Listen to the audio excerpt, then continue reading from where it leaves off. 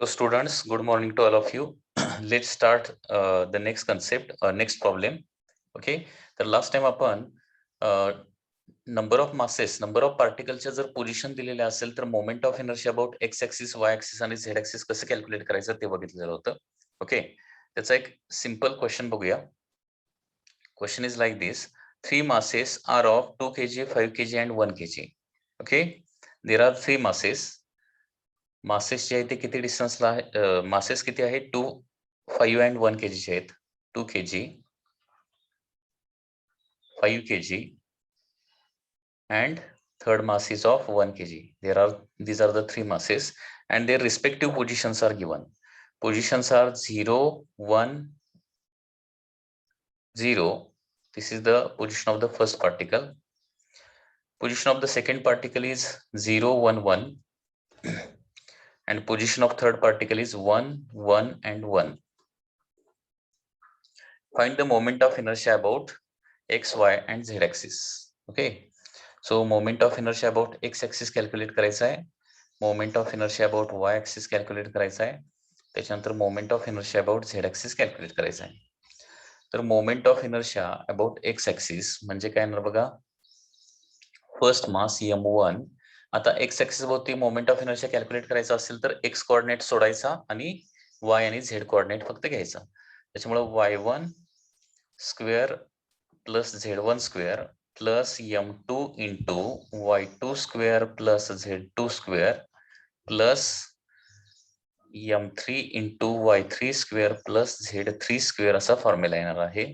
So m1 मास किती आहे 2 आणि फर्स्ट मासचे कोऑर्डिनेट किती आहेत बघा, y आणि z कोऑर्डिनेट 1 आणि 0. 1 चा स्क्वेअर प्लस 0 चा स्क्वेअर म्हणजे 1 प्लस 0 होणार आहे. त्याच्यानंतर m2 किती आहे 5 kg आहे आणि त्याचे y आणि z coordinate 1 square plus 1 square होणार आहे. म्हणजे 1 स्क्वेअर प्लस 1 स्क्वेअर म्हणजे 1 प्लस 1 होणार आहे. आणि थर्ड आहे 1 kg चा आणि त्याचे कोऑर्डिनेट आहेत 1 आणि 1, दॅट इज y आणि z कोऑर्डिनेट. म्हणजे 1 square plus 1 square that is 1 plus 1. म्हणजे इथे येणार आहे 2 into 1 that is 2 plus 5 into 2 that is equal to 10 plus 1 into 2 that is equal to 2. So answer येणार आहे 14 kg meter square. So this is the moment of inertia about the x axis. After that, moment of inertia about the y axis. आता बघा y axis भोवती moment of inertia find out करायचा असेल तर y coordinate सोडून द्यायचा, x आणि z coordinate घ्यायचा. म्हणजे m1 into x1 square plus z1 square plus m2 into x2 square plus z2 square plus m3 into x3 square plus z3 square. So therefore m1 that is 2. x आणि z coordinate 0 आणि 0 आहेत म्हणजे 0 square plus 0 square म्हणजे 0 plus 0 येणार आहे. Second particle आहे 5 kg चा, x2 square plus z2 square. x2 square म्हणजे 0 आणि z2 स्क्वेअर म्हणजे 1 स्क्वेअर म्हणजे 0 प्लस 1. आणि m3 मास जो आहे त्याचा x आणि z कोऑर्डिनेट 1 आणि 1 आहे. So 1 in bracket 1 square plus 1 square. So therefore he term 0 येणार आहे, ही टर्म 5 येणार आहे आणि ही टर्म येणार आहे 2. So moment of inertia येणार आहे 7 kg meter square. Okay. And third, moment of inertia about the z axis. So moment of inertia about z axis is equal to, आता z ऍक्सिस वरती काढत असताना x आणि y coordinate फक्त घ्यायचे आहेत. m1 into x1 square plus y1 square plus m2 into x2 square plus y2 square plus m3 into x3 square plus y3 square. So m1 is of 2 kg, x1 square plus y1 square म्हणजे 0 square plus 1 square, 0 plus 1 आहे. Second mass is of 5 kg, that is 0 square plus 1 square येणार आहे. That is 0 plus 1 plus m3 आहे 1 kg and 1 square plus 1 square, that is 1 plus 1. तर इथे येणार आहे 2 plus 5 plus 2. that is equal to 9 kg meter square. So this is the moment of inertia about the z axis. तर या पद्धतीनं पार्टिकल्सचे masses आणि त्यांच्या जर XYZ कोऑर्डिनेट्स त्यांचे जर दिलेले असतील, म्हणजे त्यांची पोझिशन दिलेली असेल, तर या पद्धतीने आपण मोमेंट ऑफ इनर्शिया कॅल्क्युलेट करू शकतो. ठीक आहे. आता आणखी एक इथं महत्वाची कन्सेप्ट आहे, ती म्हणजे moment of inertia of two particles about centre of mass. Moment of inertia of two particles. Moment of inertia of two particles about center of mass of two particles. Center of mass. Suppose there are two particles. एक आहे small m मासचा आणि दुसरा आहे capital M मासचा particle. ठीक आहे. आणि या दोन मासेस मधलं डिस्टन्स आहे, सेपरेशन आहे, that is suppose r. r is the separation between the small r is the separation between two particles. आता दोन्ही मासेस इक्वल असतील, ओके, दोन्ही मासेस इक्वल असतील तर centre of mass exactly mid पोझिशनला असतो. दोन्ही मासेस इक्वल असतील तर सेंटर ऑफ मास दोघांच्या एक्झॅक्टली मिड पॉइंटला असणार आहे. आणि दोन्ही मासेस अनइक्वल असतील तर सेंटर ऑफ मास कुठं असतो? थोडं लार्जर मासच्या जवळ असतो सेंटर ऑफ मास. सपोज हे कॅपिटल M काय आहे? लार्जर मास आहे. तर सेंटर ऑफ मास काय असणार आहे? लार्जर मासच्या जवळ असणार आहे. आणि suppose x is the distance of center of mass. x is the distance of center of mass, I suppose, from the larger mass. तर स्मॉलर मास पासून ही डिस्टन्स किती येणार आहे? r minus x. ठीक आहे, या पद्धतीने हे डिस्टन्सेस येणार आहेत. ठीक आहे. आता सेंटर ऑफ मासचं डिस्टन्सचा फॉर्म्युला, याचं डेरिवेशन मी इथं करत नाही, डायरेक्टली फॉर्म्युला लिहितो. ते सेंटर ऑफ मास या कन्सेप्ट मध्ये तुम्हाला डेरिवेशन आहे. तर distance of centre of mass from small m, म्हणजे आता सेंटर ऑफ मासलाच ऍक्सिस असेल, सेंटर ऑफ मासलाच ऍक्सिस असेल, तर मोमेंट ऑफ इनर्शिया कशी येणार आहे? तर त्यासाठी अगोदर हे डिस्टन्सेस माहिती पाहिजेत. म्हणजे हे डिस्टन्स x असेल आणि सपोज r मायनस x ऐवजी हे डिस्टन्स मी y लिहितो, हे डिस्टन्स y लिहितो. ठीक आहे. तर हे x डिस्टन्स किती असतं माहिती आहे का? x हे डिस्टन्स असतं small m divided by capital M plus small m into total distance r असतं. म्हणजे लार्जर मास पासून सेंटर ऑफ मासचं डिस्टन्स, सपोज इथं काय आहे? सेंटर ऑफ मास आहे तुमचा. लार्जर मास पासून सेंटर ऑफ मासचं डिस्टन्स कमी असतं. आणि ते कमी असल्यामुळे काय करावं लागतं? न्यूमरेटरला इथं small mass divided by total mass into r घ्यावं लागतं. आणि स्मॉलर मास पासून सेंटर ऑफ मासचं डिस्टन्स काय असतं? लार्जर असतं. आणि ते लार्जर असतं म्हणून काय करतो आपण इथं? Capital M divided by capital M plus small m into काय करतो? r करतो. या पद्धतीने काय आहेत? सेंटर ऑफ मासचे डिस्टन्सचे फॉर्म्युले आहेत. सेंटर ऑफ मास म्हणजे दोन मासेस असतील तर सेंटर ऑफ मास काय करायचा? एका मास पासूनचा सेंटर ऑफ मासचा डिस्टन्स काढायचा असेल तर फॉर्म्युल्यामध्ये न्यूमरेटरला काय घ्यावं लागतं? दुसरा मास घ्यावा लागतो. लक्षात येते का बघा? म्हणजे कॅपिटल M पासूनचं डिस्टन्स काढायचं असेल, म्हणजे x काढायचं असेल तर x is equal to small m divided by total mass into r येणार. आणि स्मॉल m पासूनचं डिस्टन्स काढायचं असेल तर काय येणार? स्मॉल m पासूनचं डिस्टन्स सेंटर ऑफ मासचं म्हणजे काय येणार आहे? Capital M upon total mass into r येणार आहे. या पद्धतीने डिस्टन्स. आता सेंटर ऑफ मास मधूनच ऍक्सिस जर पास होत असेल, ठीक आहे, तर या ऍक्सिस भोवती मोमेंट ऑफ इनर्शिया किती येणार बघा? Moment of inertia about centre of mass is equal to small m into y square येणार plus capital M into x square येणार आहे. बरोबर? कारण small m centre of mass पासून y डिस्टन्सला आहे, capital M centre of mass पासून x डिस्टन्सला आहे. आणि इथंच या व्हॅल्यूज प्लेस करूया. स्मॉल m इंटू y म्हणजे किती आहे? Capital M divided by capital M plus small m into r या ब्रॅकेटचा स्क्वेअर येणार आहे plus capital M into x म्हणजे किती आहे? Small m divided by capital M plus small m into r याचा पण स्क्वेअर येणार आहे. आणि हे आता कॅल्क्युलेशन आपण केलं, ओके, हे कॅल्क्युलेशन केलं तर कसं होणार बघा? एक कॅल्क्युलेशन केलं तर आपला फायनल फॉर्म्युला येतो दॅट इज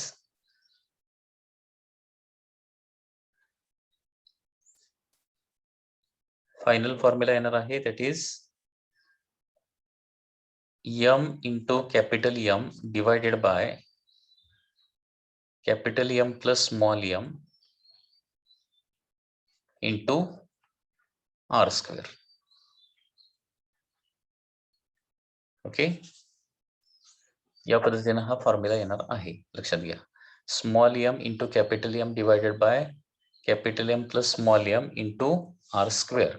हा डिस्टन्स म्हणजे moment of inertia of about centre of मासचा फॉर्म्युला येतोय. ओके, जे हे काही डेरिव्हेशन बोर्ड एक्झामला नाहीये त्याच्यामुळे हे तुम्ही सोल्युशन बघा. फायनल फॉर्म्युला असा येणार आहे, moment of inertia about centre of mass is equal to small m into capital M divided by capital M plus small m into r square. या पद्धतीने हा फॉर्म्युला येतोय. ओके, आता याच्यामध्ये हा फॉर्म्युला लक्षात कसा ठेवायचा आहे, तर एक गोष्ट लक्षात ठेवा, म्हणजे दोन मासेस काही डिस्टन्स सेपरेटेड असतील, म्हणजे स्मॉल m आणि कॅपिटल M हे दोन मासेस असतील आणि काय एकमेकापासून काही डिस्टन्स सेपरेटेड असतील, तर दोघांचं इथे एक कन्सेप्ट आहे, रिड्युस्ड मास म्हणून एक कन्सेप्ट आहे. ओके, रिड्युस्ड मास. आणि हे रिड्युस्ड मास किती असतं, small m capital M divided by small m plus capital M. याला काय म्हणायचं, रिड्युस्ड मास असं म्हणायचं. ओके, तर इथं बघा, moment of inertia about centre of मासच्या फॉर्म्युलामध्ये small m capital M divided by capital M plus small m into r square आलाय ना. त्याच्यामुळं moment of inertia about centre of mass आपण असं पण लिहू शकतो, that is reduced mass. Okay, reduced mass into r square असा पण फॉर्म्युला तुम्ही लक्षात ठेवू शकता. तर मोमेंट ऑफ इनर्शियाचा फॉर्म्युला माहिती आहे ना, mr स्क्वेअर असतो, mr स्क्वेअर. तर m च्या ठिकाणी फक्त तुम्हाला काय ठेवायचं आहे, m रिड्युस्ड ठेवायचा आहे. आणि m रिड्युस्ड म्हणजे रिड्युस्ड मास, त्याचा फॉर्म्युला काय असतो, mm upon m plus m. Okay, reduced मासचा हा फॉर्म्युला पाठ करून ठेवायचा, mm upon m plus m. लक्षात येतंय. तर या पद्धतीनं हा फॉर्म्युला जो आहे, moment of inertia of two particles about centre of मास लक्षात ठेवू शकताय. आता त्याचबरोबर सपोज हे दोन स्मॉल m आणि कॅपिटल M मासचे दोन पार्टिकल आहेत आणि दोघांच्या मध्ये वन्स अगेन सेपरेशन किती आहे, r स्मॉल r एवढं सेपरेशन आहे. इथे कुठेतरी सेंटर ऑफ मास असणार. सेंटर ऑफ मास हा कुठं असतो, लार्जर मासच्या जवळ असतो आणि स्मॉलर मास पासून दूर असतो. आता आपण ऍक्सिस ऑफ रोटेशनची पोझिशन आपण कंटिन्युअसली काय केली, स्मॉल m पासून कॅपिटल M कडे शिफ्ट करत नेली. ओके, कारण ऍक्सिसच्या पोझिशनवर काय असतं, मोमेंट ऑफ इनर्शिया डिपेंड असते. आता ऍक्सिस जर इथं असेल, म्हणजे स्मॉल m मधूनच ऍक्सिस पास होत असेल, तर मोमेंट ऑफ इनर्शिया इथे किती येणार बघा, I is equal to small m ची तर 0च येणार आहे, कारण स्मॉल m इंटू डिस्टन्स 0 येणार आहे. म्हणजे स्मॉल m मधून पास होत असेल तर capital M into r square येणार आहे. ठीक आहे, आणि ऍक्सिस जर लार्जर मास मधून पास होत असेल तर मोमेंट ऑफ इनर्शिया किती येणार बघा, small m into r square येणार. बरोबर. सेंटर ऑफ मास मधून जर ऍक्सिस जर पास होत असेल तर मोमेंट ऑफ इनर्शिया किती येते, mm upon m plus m into r square येते. ओके, म्हणजे आता ह्या व्हॅल्यूज तुम्ही जर कॅल्क्युलेट करून बघितल्या, mm upon m plus m ची व्हॅल्यू हे mr स्क्वेअर किंवा स्मॉल mr स्क्वेअर पेक्षा नेहमी काय येणार आहे, कमी येणार आहे. कॅल्क्युलेट व्हॅल्यूज घेऊन बघूया. फॉर एक्झाम्पल स्मॉल m किती आहे, 2 kg आहे आणि कॅपिटल M सपोज 4 kg आहे. एझ्युम करून बघा. तर या ऍक्सिस भोवती येणार आहे 4r स्क्वेअर, या ऍक्सिस भोवती येणार आहे 2r स्क्वेअर. बरोबर आहे ना, 2 इंटू r स्क्वेअर. आणि इथं 4 इंटू 2 म्हणजे 8, 8 डिवायडेड बाय 6, 8 डिवायडेड बाय 6 म्हणजे 4/3 r स्क्वेअर. म्हणजे या व्हॅल्यू तुम्ही जर कम्पेअर करून बघितल्या तर तुम्हाला लक्षात येईल की ऍक्सिस जर स्मॉल m मधून पास झाला तरी मोमेंट ऑफ इनर्शिया लार्जर असते, कॅपिटल M मधून पास झाला तरी लार्जर असते, आणि सेंटर ऑफ मास मधून पास झाल्यानंतर काय ते सगळ्यात मिनिमम येते.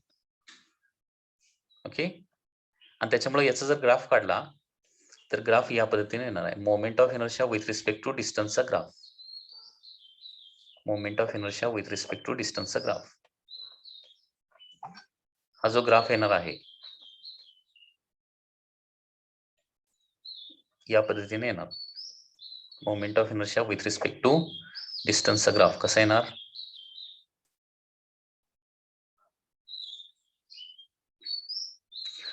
तर इकडे 4r², इकडे 2r² म्हणजे इकडे जास्त येणार. इथं मिनिमम होणार सेंटर ऑफ मास होते, 0 होत नाही, मिनिमम होतं. आणि इकडे परत काय होणार आहे? वाढत जाणार आहे, वाढणार आहे. म्हणजे मोर it continuously decreases, become minimum at center of mass and then again increases and become maximum on other side. म्हणजे इथं सगळ्यात जास्त असणार, इथं सगळ्यात कमी आणि परत वाढणार आहे.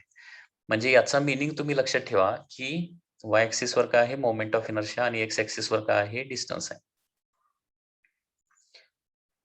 म्हणजे ऍक्सिस आपण कंटिन्युअसली एका मास पासून दुसऱ्या मासकडे कंटिन्युअसली जर शिफ्ट करत गेलो तर मोमेंट ऑफ इनर्शिया सुरुवातीला काय असते? सगळ्यात जास्त असते. त्याच्यानंतर हळूहळू कमी कमी कमी होत जाते.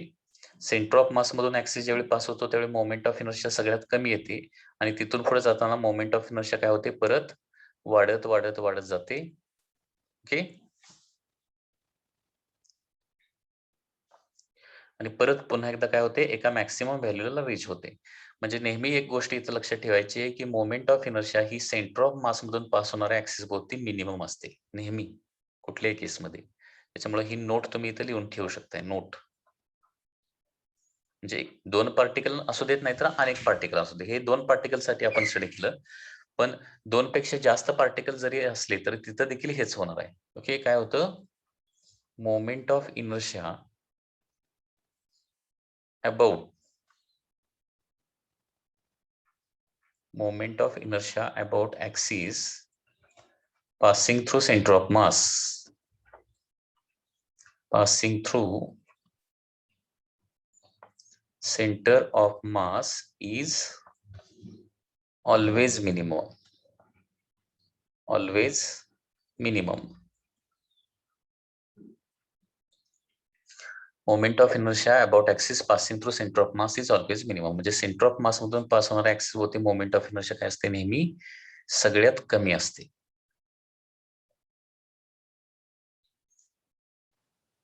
आपण moment of inertia say related एक इम्पॉर्टंट थेरम बघणार आहे, that is parallel axis theorem. Parallel axis theorem आपल्याला बघायचं आहे. Parallel axis theorem. आता हा पॅरलल ऍक्सिस थेरम कसा आहे बघा.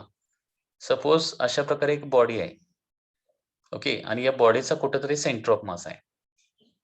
इथे कुठेतरी सेंटर ऑफ मास असणार आहे. ठीक आहे.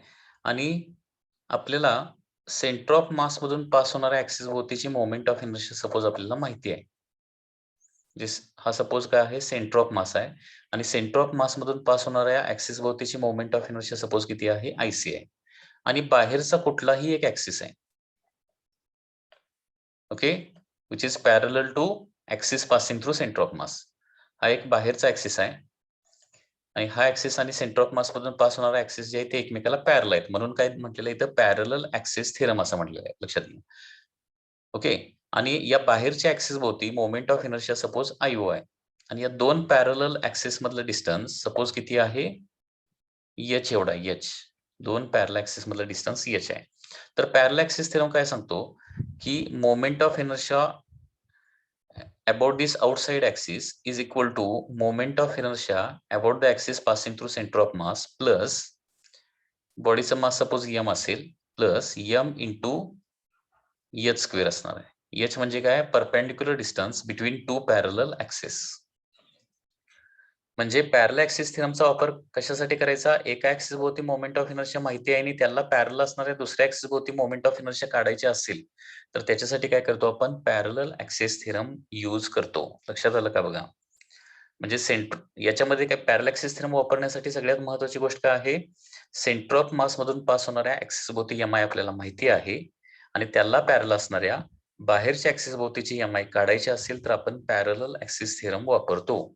आणि पॅरलल ऍक्सिस थेरमचा फॉर्म्युला काय आहे? तर IO is equal to IC plus MH square. Okay. IO is equal to IC plus MH square. IO म्हणजे बाहेरच्या ऍक्सिस भोवती असणारी मोमेंट ऑफ इनर्शिया. आयसी म्हणजे काय? सेंटर ऑफ मास मधून पास होणाऱ्या ऍक्सिस भोवतीची moment of inertia.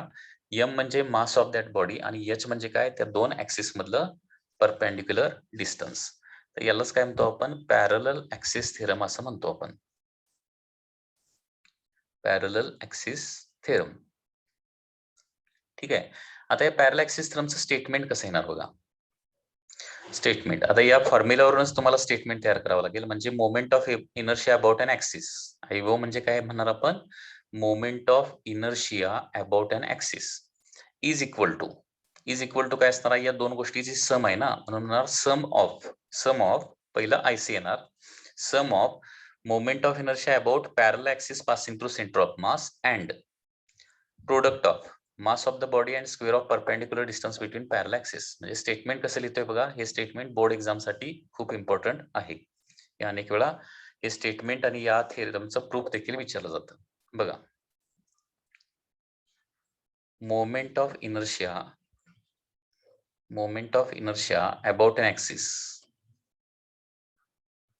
About an axis म्हणजे कुठलाही बाहेरचा जो ऍक्सिस आहे त्याच्या भोवतीची मोमेंट ऑफ इनर्शिया म्हणजे IO.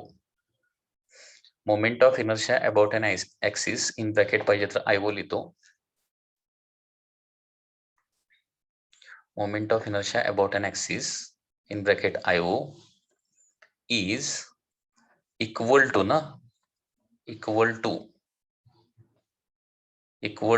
Some of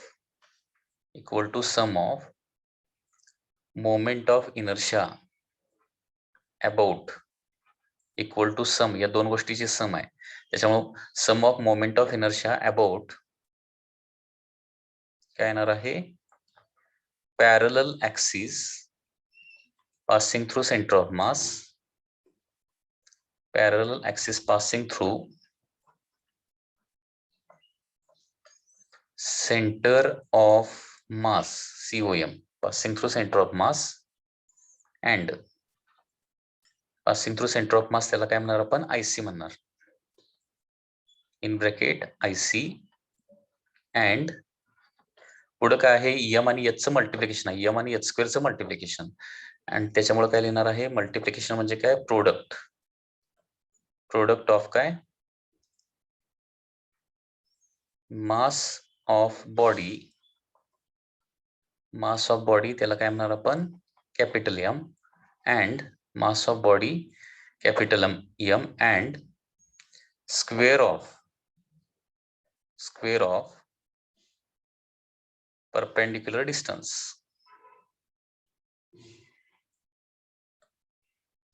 Square of perpendicular distance between axes. Okay, so this is the statement of parallel axis theorem. पुन्हा एकदा सांगतोय, पॅरलल ऍक्सिस थेरमचा वापर कशासाठी करायचा? सेंटर ऑफ मास मधून पास होणाऱ्या ऍक्सिस भोवतीची एमआय माहिती आहे आणि बाहेरच्या ऍक्सिस भोवतीची एमआय काढायची आहे, तर त्याच्यासाठी आपण पॅरलल ऍक्सिस थेरम वापरतो. आणि त्याच्यामुळे नेहमी बघा याचा फॉर्म्युला कसा येणार आहे? IO is equal to IC plus MH square. Okay, parallel axis थेरमचा formula काय आहे? IO is equal to IC plus MH square. ओके, आता या फॉर्म्युल्याचं थोडंसं प्रूफ बघूया आपण.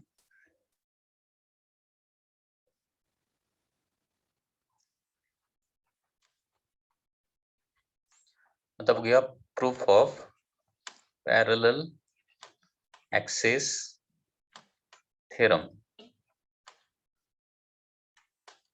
पॅरलल ऍक्सिस थेरमचं प्रूफ आपल्याला बघायचं आहे.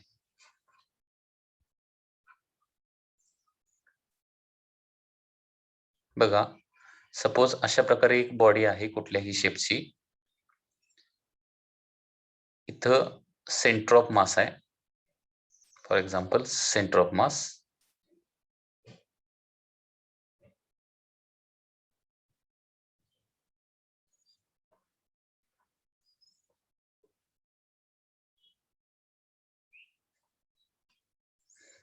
आणि हा बाहेरचा एक ऍक्सिस आहे, that is O.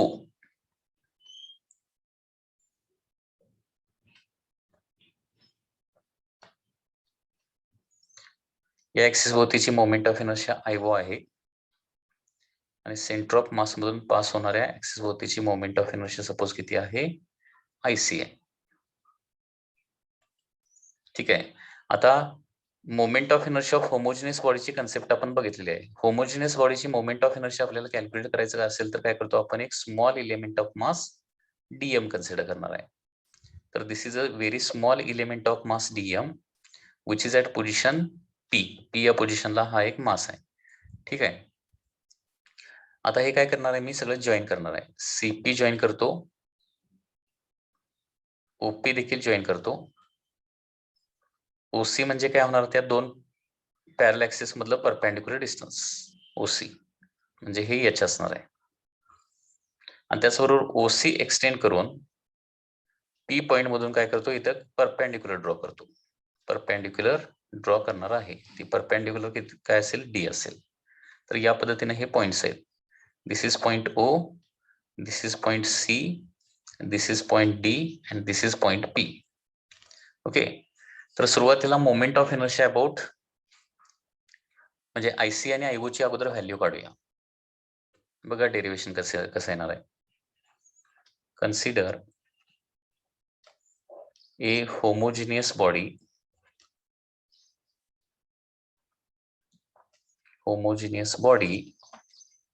having mass m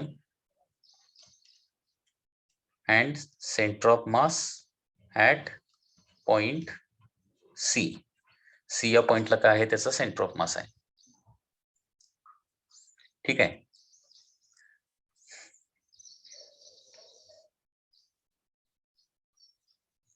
late IC is equal to काय असणार आहे, moment of inertia about axis through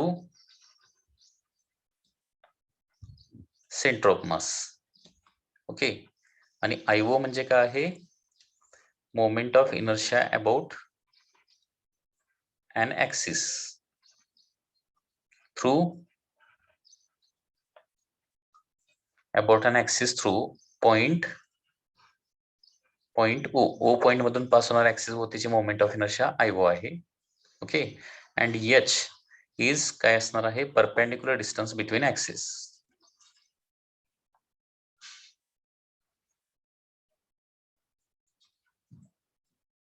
perpendicular distance between axis येणार आहे.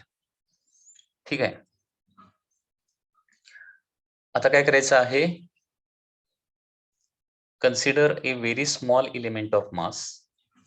Consider A very small element of mass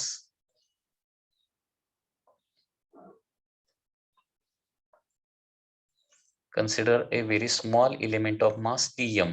dm हा एक very small element of mass आहे at point P of body. त्या बॉडीचा एक very small element of mass घेतलेला आहे. आता moment of inertia about an ऍक्सिसचा फॉर्म्युला माहिती आहे ना, होमोजिनियस बॉडीचा मोमेंट ऑफ इनर्शियाचा formula integration of R square DM, बरोबर आहे ना. सो देअरफॉर आता काय करूया, moment of inertia of body about centre of mass, about axis through centre of mass, axis through centre of mass. म्हणजे हे आयसी किती येणार आहे, इंटिग्रेशन ऑफ, आता सेंटर ऑफ मास मधून पास होणाऱ्या ऍक्सिस पासून पी पॉइंट किती डिस्टन्सला आहे, सीपी डिस्टन्सला आहे. सो इंटिग्रेशन ऑफ काय येणार आहे, सीपी स्क्वेअर डीएम येणार. बरोबर आहे का. होमोजिनियस बॉडीच्या मोमेंट ऑफ इनर्शियाचा फॉर्म्युला असतो integration of distance square into mass असतं. डिस्टन्स स्क्वेअर इंटू मास हे ऑलरेडी आपण पाठीमागं बघितलेलं आहे. सो सेंटर ऑफ मास मधून पास होणाऱ्या ऍक्सिस पासून तो स्मॉल एलिमेंट किती डिस्टन्सला आहे, सीपी डिस्टन्सला आहे. त्याच्यामुळे सीपी स्क्वेअर डीएम लिहिणार आहे. त्याच पद्धतीनं moment of inertia of body about axis through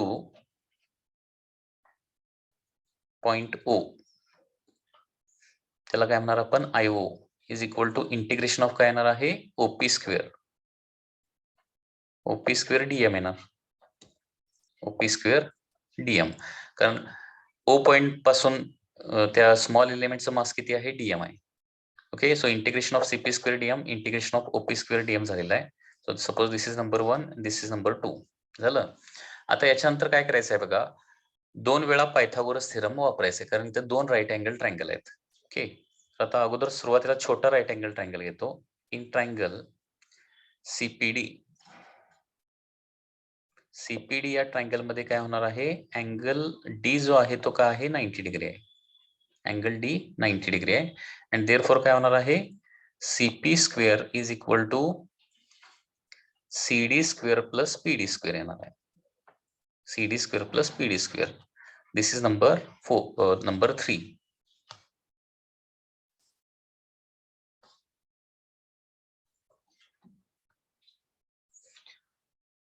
आणि त्याचबरोबर दुसरा right angle triangle in triangle OPD. OPD या ट्रायंगल मध्ये अँगल डी जो आहे ना तो काय आहे, 90 डिग्री आहे. अँगल डी 90 डिग्री, त्याच्यामुळे OP square is equal to काय येणार आहे, OP square is equal to OD square plus PD square येणार. OD square plus PD square येणार, बरोबर आहे का. OP square is equal to OD square plus PD square. Right angle triangle तुम्हाला दिसत असतील. ओके, आता हे ओडी जे डिस्टन्स आहे बघा, ओ टू डी हे जे डिस्टन्स आहे ना ते काय आहे, 2 लेंथ पासून बनलेलं आहे, that is OC plus CD. तर ओडीच्या ठिकाणी काय ठेवणार आहे मी, ओसी प्लस सीडी ठेवणार आहे. So therefore OP square is equal to OD म्हणजे काय असणार आहे, OC plus CD bracket square plus PD square as it is. म्हणजे ओडी फक्त रिप्लेस केलेलं आहे. पुन्हा एकदा बघा डायग्राम मध्ये, ओ टू डी हे जे डिस्टन्स आहे ते ओसी प्लस सीडी आहे, बरोबर आहे ना. ओसी प्लस सीडी आहे, ते फक्त तिथं प्लेस केलेलं आहे. OC plus CD square plus PD square. आता काय करूया, या ब्रॅकेटचं एक्सपान्शन करूया, ए प्लस बी ब्रॅकेट स्क्वेअरचा फॉर्म्युला वापरून. म्हणजे काय येणार, OC square plus 2 times OC into CD plus CD square plus काय येणार इथं, पीडी स्क्वेअर येणार.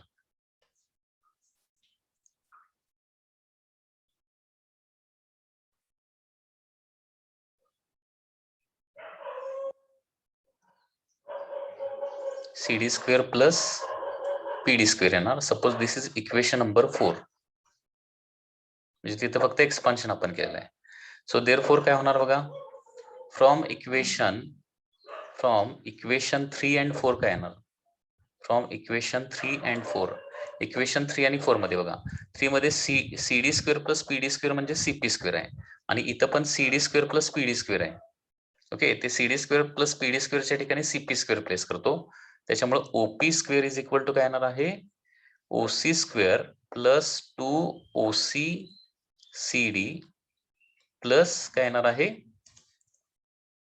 That is CP square. ठीक आहे. आता दोन्ही बाजूचं काय करतो, दोन्ही बाजूला डीएम न मल्टिप्लाय करतो या इक्वेशनच्या. Multiplying both side by DM, multiplying both sides by DM and taking integration.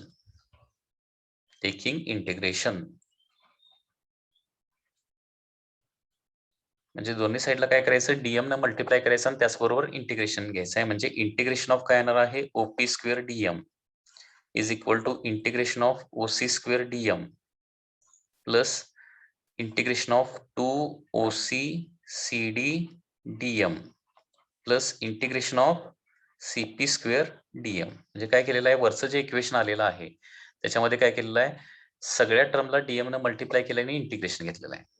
आता integration of OP square dm म्हणजे काय बघा, इक्वेशन 2 बघा, integration of OP square dm म्हणजे आयओ आहे is equal to integration of OC. आता OC म्हणजे काय,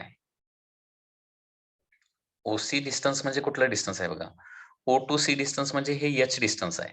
लक्षात येते, ओसी म्हणजे एच डिस्टन्स आहे.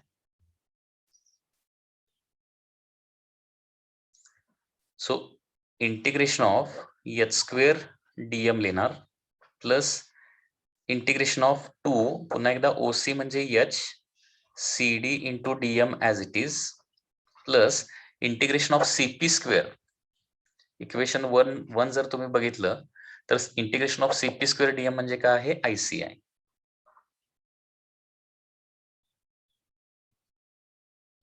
Okay, so therefore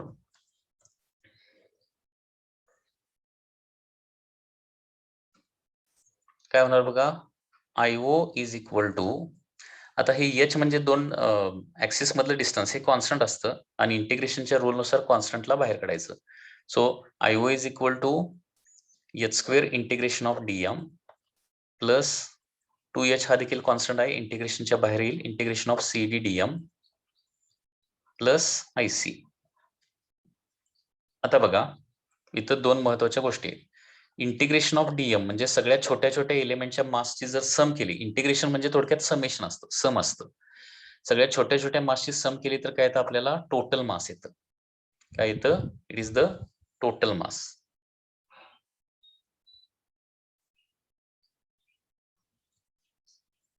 integration of DM म्हणजे कॅपिटल एम येणार आणि integration of CD into DM म्हणजे काय येतं, आता सीडी म्हणजे काय बघा, डीएम मासचं परपेंडिक्युलर डिस्टन्स फ्रॉम ऍक्सिस आहे. हे बघा सी टू डी हे डिस्टन्स काय आहे, परपेंडिक्युलर डिस्टन्स ऑफ डीएम आहे. डीएमचं सेंटर ऑफ मास पासूनचं परपेंडिक्युलर डिस्टन्स. आणि सेंटर ऑफ मास मध्ये कन्सेप्ट आहे आणि ती कन्सेप्ट काय बघा, तर इंटिग्रेशन ऑफ सीडीडीएम म्हणजे काय येतं, moment of mass about centre of mass येतं. Moment of mass about centre of mass. Integration of CDDM म्हणजे काय येतं, moment of mass about centre of mass आणि हे नेहमी 0 असतं. हे तुम्हाला सेंटर ऑफ मास या टॉपिक मध्ये बघायला मिळेल ही term.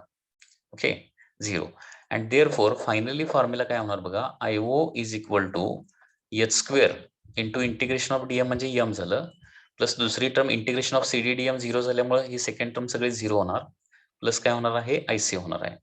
And therefore final formula आपला येणार आहे IO is equal to IC plus M H square. Okay, so board exam point of view हे जे डेरिवेशन आहे ते इम्पॉर्टंट आहे, खूप इझी डेरिवेशन आहे.